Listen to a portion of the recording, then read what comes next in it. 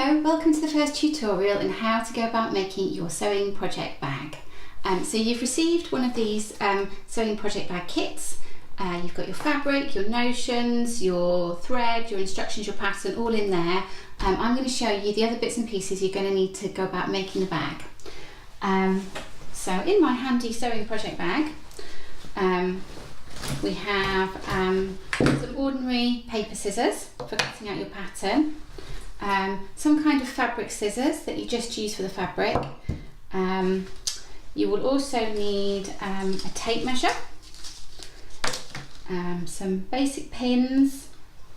It's also quite handy, although not essential, to have some small scissors for cutting your threads. A seam ripper for making mistakes, always useful to have on standby. They quite often come in the accessory case underneath your sewing machine if you haven't spotted one of those already.